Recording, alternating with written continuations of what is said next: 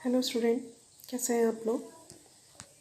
हम लोग कल हम लोगों ने फूड एनर्जी के बारे में बात कर रहे थे, हम लोग एनर्जी फ्लो के बारे में। और आज हम उसी टॉपिक पर आगे बढ़ते हैं। अभी तक आपने पीएआर के बारे में पढ़ा, पीएआर के बारे में समझा। फिर उसके बाद से आपने ये देखा कि प्राइमरी का हार्बीवोरस कौन से हैं, कंज्यूमर्स कौन से हैं, सेकेंडरी कार्निवोरस किसको बोलते हैं, जीएफसी के बारे में पढ़ लिया। Grazing food chain, grazing food chain कौन सी होती है, जहाँ पर घास खाने वाले जानवर होते हैं। आज उसी टॉपिक पर हम लोग आगे चलते हैं। दूसरी चेन आती है आपकी डेट्रियस फूड चेन। डेट्रियस आपको पढ़ाए थे कि डेट्रियस वो चीज़ें हैं जो माइक्रो ऑर्गेनिज्म, वो जो फीडिंग करते हैं दूसरी सड़ी गली चीज़ों पर, उसको हम बोलते हैं डेट्रियस। और ये जो डेट्रियस फूड चेन है वो निश्चित किससे बिगिन होती है। देखिए, begins with the dead organic matter. DFC chain यानी detritus food chain begin with the dead organic matter. It is made up of decomposers. अब ये चैन किसके द्वारा बनती है? डीकम्पोजर्स के द्वारा। और हम लोग जिस चैन में हैं वो हम लोगों को हार्बीवोरस और यानी कार्निवोरस वाली लाइन में लगा रखा है। बाकी इनका क्या है, ये हेट्रोट्रॉफिक ऑर्गेनिज्म है। हेट्रोट्रॉफिक ऑर्गेनिज्म का मतलब आप समझते हैं, दो तरह के ऑर्गेनिज्म होते हैं, ऑटोट्रॉफिक और हेट्रोट्रॉफिक। ऑटोट्रॉफिक कौन होते हैं? जो अपना फूड सेल्फ बनाते हैं। और हेट्रोट्रॉफिक कौन होते हैं? जो फूड बनाने वाले पर आश्रित होते हैं। Mainly fungi and bacteria. कौन है हेट्रोट्रॉफिक ऑर्गेनिज्म? मेनली फंजाई और bacteria. They meet their energy and nutrient requirement by the degrading dead organic matter और डेट्रिटस। इनकी एनर्जी, डिकम्पोजर्स की एनर्जी इनको कहाँ से मिलती है? न्यूट्रिएंट रिक्वायरमेंट कहाँ से मिलेगा? डिग्रेडिंग डेड ऑर्गेनिक मैटर और डेट्रियस। जितनी भी सड़ी गली चीज़ रहेंगी डेट्रियस और इनऑर्गेनिक मैटर पर, ये पूरी ऑर्गेनिक मैटर पर डिपेंड करती हैं, डेड ऑर्गेनिक मैटर पर। These are also known as the saprotroph. और क्या कहा जाता है इनको? दो चीज़ें कही जाती हैं, आप इसको अंडरलाइन कर दो। पहला डिकम्पोजर्स कहा जाएगा, फिर उसके बाद से दूसरा ये क्या कहलाते हैं? सेप्रोट्रॉफ्स। Decomposers secrete digestive enzyme that break down dead and waste material into simple. Decomposers का काम क्या है? इसको अंडरलाइन कर लीजिएगा कि decomposers का काम क्या है? Secrete digestive enzyme that break down dead and waste material into simple. उसको साधारण से साधारण भागों में तोड़ देना। Inorganic material which are subsequently absorbed by them. और जो inorganic material, जो सब्सटेंस उनको अब्जॉर्व करने लायक होते हैं, उनको वो एब्जॉर्व कर लेते हैं। In an aquatic system, GFC is the major conduct for energy flow. Aquatic system में क्या होता है कि जो जीएफसी है वो एनर्जी फ्लो को कंट्रोल करने में मदद करती है। Detritus food chain may be connected with the grazing food chain at same levels. जो डेट्रियस फूड चेन है वो किसके साथ कनेक्टेड होती है? उनके साथ भी कनेक्ट होती है जो ग्रेजिंग करते हैं। ग्रेजिंग मतलब क्या होता है? घास चढ़ना। और घास चढ़ने वाले एनिमल्स कौन से हैं? हार्बीवोरस है। यानी जो प्रोड्यूसर है उसको जो हार्बीवोरस एनिमल्स खा रहे हैं, तो प्लांट से एनर्जी किन को मिल गई? एनर्जी मिल गई हमारे हार्बीवोरस एनिमल्स को। और वहाँ पर उन्होंने जो छोड़ा या फिर जो उनके द्वारा डंग वगैरह किया जाएगा, तो उसमें भी कंपोजर्स आएंगे, डीकम्पोजर्स, है ना। तो ये चैन एनर्जी वहाँ से किसके पास पहुँची? ग्रेजिंग एनिमल्स के पास। फिर देखते हैं, some of the organism of DFC are prey to the GFC animals. यानी जो डीकम्पोजर्स की फूड चैन है वो किस पर काम करेगी? ग्रेजिंग फूड चैन एनिमल्स पर। भाई वो लोग अगर खा चुके हैं तो वो डंग भी करेंगे। और अगर मान लीजिए बाय द वे अगर कोई उनको किल कर देता है या वो खुद मर जाते हैं तो डिकम्पोजर्स उन पर भी तो काम करने लगते हैं, उनको भी कंपोजिंग करके खाने पीने लगते हैं और हमारी फूड चेन को इक्वल बना करके रखते हैं. And in the natural ecosystem, some animals like cockroach, crows, etc. are the omnivorous. ये हमें मालूम है. This natural interconnection of the food chain make it a food web. समझ आ रहा है? फूड वेब मतलब जाल, खाद्य जाल. अभी तक हम क्या पढ़ रहे थे? फूड एनर्जी फ्लो हो रही थी. अब एनर्जी फ्लो कैसे हो रही है? एक से प्रोड्यूसर से स्टार्ट हो रही है और लास्ट टर्शरी कंज्यूमर तक पहुंच रही है. और ये जो टर्शरी कंज्यूमर तक पहुंच रही है तो ये पूरे एक जाल में पहुंच रही है. Herbivorous, carnivorous, omnivorous, producers, they are equal in a wave. This wave is known as the food wave. How would you classify human beings? अब आप ये बताओ, आप ह्यूमन बींग्स को कहाँ क्लासीफाई करोगे? Organization occupy a place in a natural surrounding or in a community according to their feeding relationship with the other organism. हम किसी को भी उनके नेचुरल ऑक्यूपाई प्लेस मतलब जो जहाँ पर वो रह रहा है और उनका जो नेचुरल सराउंडिंग है उनकी कम्युनिटी और उनके खाने पीने के साथ संबंध बनाते हैं तो ये हमारी फूड चेन चलती है. Based on the source of their nutrition of food, उनके खाना खाने के आधार पर organism occupy a specific place. Organism को एक स्पेसिफिक प्लेस पर रखा गया है इन द फूड चेन में. ये हमें मालूम है भाई, हार्बीवोरस हैं और कार्निवोरस और जो उन लोगों को ले रहे हैं वो ओमनीवोरस हैं. That is known as their trophic लेबल. ये उनका लेबल क्या कहलाता है? जिस लेबल पर हमने इनको रख रखा है वो लेबल क्या है? Traffic label. Producer belong to the first trophic label. जो प्रोड्यूसर्स हैं वो फर्स्ट ट्रॉफिक लेबल में आते हैं. Herbivores is the primary consumers. To the second and the carnivorous is the secondary carnivorous. And जो सेकेंड में है वो सेकेंडरी कार्निवोरस जो होंगे वो सेकेंडरी कंज्यूमर में होंगे. लास्ट जो थर्ड वाले हैं वो क्या कहलाते हैं? थर्ड वाले ओमनीवोरस कहलाते हैं. यहाँ देखो एग्जाम्पल कितना बढ़िया दिया हुआ है. ये देखिए, प्राइमरी प्रोड्यूसर्स कौन से हो गए? प्लांट्स हो गए ना, plants.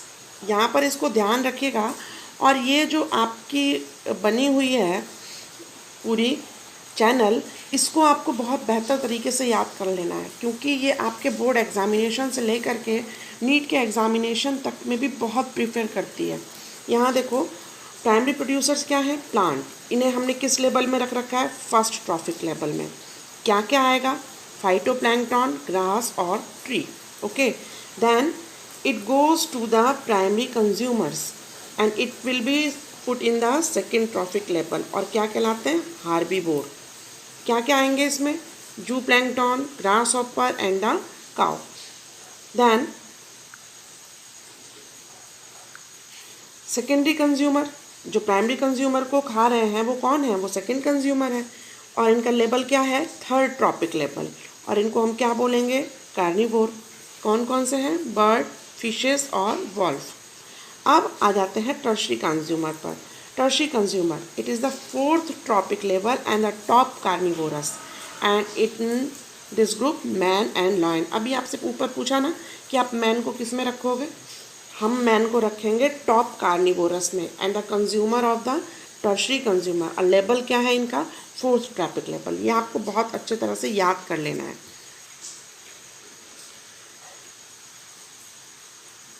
The important point to note is that the amount of energy decreases at the successive trophic level. सबसे बड़ी आपको पॉइंट क्या नोट करनी है? अमाउंट ऑफ एनर्जी, मात्रा जो है एनर्जी की, जैसे जैसे लेवल ऊपर चलेगा वैसे वैसे एनर्जी घटेगी. ये याद रखिएगा, ये क्वेश्चन है. अगर एनर्जी लेवल ऊपर की तरफ जैसे जैसे बढ़ता जा रहा है तो एनर्जी का क्या होता है? एनर्जी डिक्रीज होना शुरू हो जाती है. When any organism die, जैसे ही ऑर्गेनिज्म डाई हो जाता है, it is converted to the detritus. निश्चित है भाई, वो खराब चीज़ में कन्वर्ट हो जाएगा. That serve as an energy source for decomposers. अब ये किसके लिए एनर्जी का काम करेगा? ये एनर्जी का काम करेगा डिकम्पोजर्स के लिए. Organism at each trophic level depend on those at the lower trophic level. For their energy demand. जैसे जैसे एनर्जी डिमांड होती जाती है, एनर्जी की आवश्यकता होती जाती है, तो जो ऊपर वाला ट्रॉफिक लेवल का पर्सन है, जैसे मैन है ना हमारा टॉप कार्निवोरस में हम उसको रख रहे हैं, और फोर्थ ट्रॉपिक लेवल है, तो फोर्थ ट्रॉपिक लेवल किस पर डिपेंड करेगा? थर्ड ट्रॉपिक लेवल पर। ऐसा नहीं है कि ऊपर पहुंच गया है तो बस उसको सब चीज़ मिल जा रहा है, नहीं, फोर्थ वाला थर्ड पर, थर्ड वाला सेकंड पर, ऐसे डिपेंड करता है। Each tropic level has a certain mass of living material at a particular time is called as standing crop. यानी जो पर्टिकुलर टाइम मिला हुआ है किसी लिविंग मटेरियल का, जो पर्टिकुलर टाइम है अपने लेवल को जीवित रखने के लिए, जैसे मान लीजिए जो हर्बिवोरस हैं, अगर उनको प्लांट्स ना मिले तो क्या वो जीवित रह पाएंगे, लिविंग रह पाएंगे? नहीं रह पाएंगे ना। तो यानी जो ज़रूरतें हैं जिस भी लेवल की, वो जिस टाइम पीरियड पर निर्भर करती हैं, उनको हम क्या कहते हैं? Standing crop. प्लांट हर्बिवोरस के लिए ज़रूरी है, हर्बिवोरस कार्निवोरस के लिए ज़रूरी है। अगर मान लो सिर्फ कार्निवोरस ही कार्निवोरस जंगल में रह जाए तो जिंदा रहेंगे या मर जाएंगे? सोच के बताइए। या फिर ऐसे ही सोच लीजिए, सिर्फ हार्बिवोरस ही रह जाए, एक जंगल में सिर्फ हिरन ही हिरन रह जाए, शेर रहे ही ना, तो क्या वो खुद जीवित रह पाएंगे? नहीं रह पाएंगे। यानी हर एक को मेंटेन रखने के लिए जिस टाइम पीरियड की ज़रूरत है उसको हम क्या बोलते हैं? Standing crop. The standing crop is measured as the mass of the living organism और the number in unit area. यानी इस स्टैंडिंग क्रॉप की मेज़रमेंट क्या है? याद रखिएगा, स्टैंडिंग क्रॉप किसी फसल की बात नहीं की जा रही है। स्टैंडिंग क्रॉप उस ट्रॉफिक लेवल की ऑर्गेनिज्म की बात की जा रही है, और जिस एरिया में वो रहता है स्टैंडिंग क्रॉप, उसकी यूनिट क्या है? उसकी यूनिट है एरिया। आ रहा है समझ में?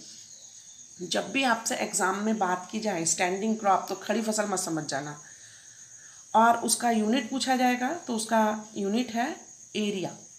जिस भी एरिया में वो रह रहा है वही उसकी यूनिट है।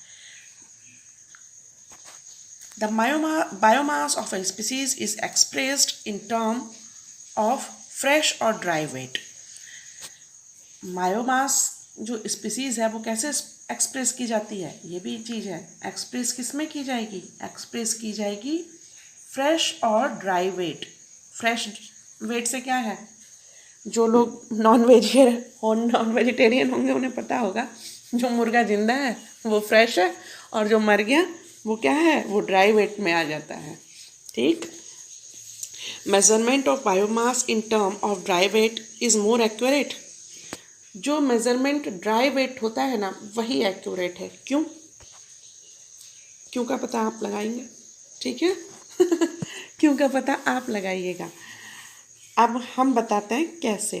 The number of trophic level in a grazing food chain is justicated as the transfer of energy flow 10% law. बेटा बहुत ही इम्पॉर्टेंट लॉ है, तो बहुत थोड़ा सा, लेकिन it is a very important law.